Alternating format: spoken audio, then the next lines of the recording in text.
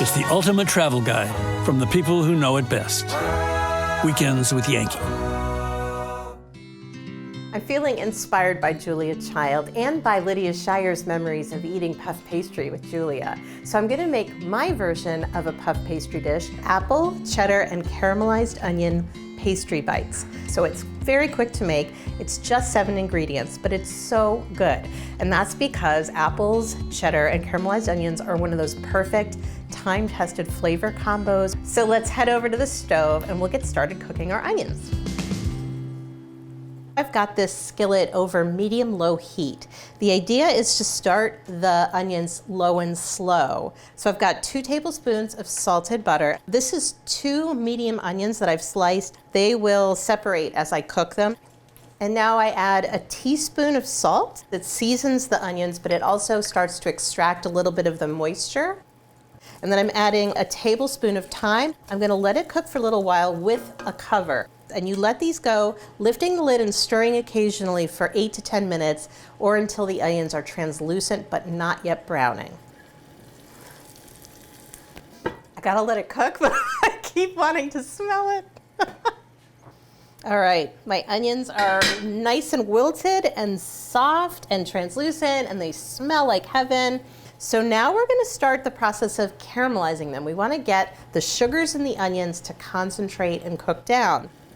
I'm gonna add some cider. Now I've got 6 tablespoons of apple cider. This is just regular cider. And I'm gonna put 4 in here right now. I'm gonna add 2 later. I'm gonna turn the heat up to medium. I wanna get a little bit of a simmer going, and I want the liquid to actually cook off. And as everything's kind of caramelizing and cooking down, I'm gonna start to get little brown bits at the bottom of the pan. And this last little bit of apple cider is gonna be the thing that lifts that up off the pan. That's where all the flavor is.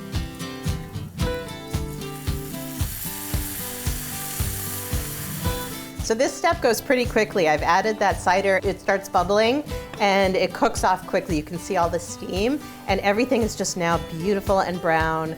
I'm gonna let this cool, and as it does, the rest of the liquid will cook off.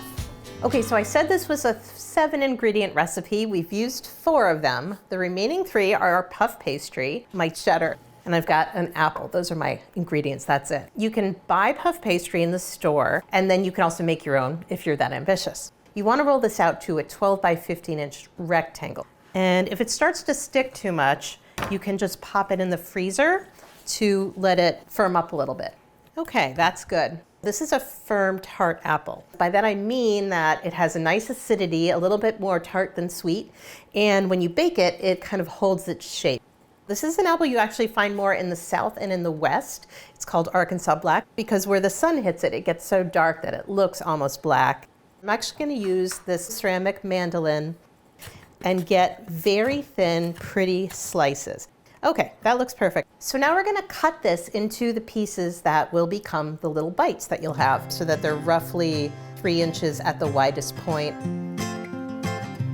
So now all that's left to do, I've cut them out. I'm going to leave them exactly where they are because as they cook, they'll just firm up.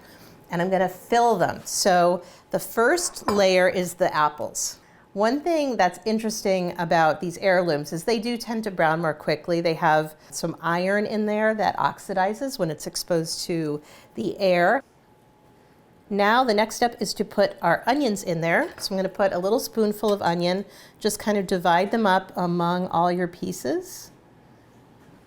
Okay, so the onions are down. I think these already look delicious and really pretty, but I do want to put a little cheese on top because I'm in New England, I've got to use cheddar. And you don't want to use too much because you don't want to weigh down the pastry. I went a little hog wild with the grating, so it never hurts to have a little extra. And these are ready to go into my 375-degree oven for about 30 minutes. Pastry. I'm really happy with how this turned out. Now, these really are best eaten right after they come out of the oven. You can prep them up until the point where they go in the oven and leave them in the refrigerator for up to a day. So to garnish, you can just take your thyme sprig here and just hold it at the top and gently run your fingers down, and as you do, you'll be pulling the leaves off of the sprig. So you can see how the pastry has just puffed up. You've got all these little layers.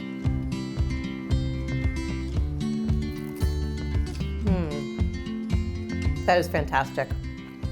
It's just salty enough.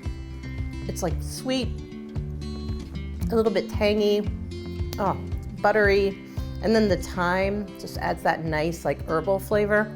This is just a perfect hors d'oeuvre.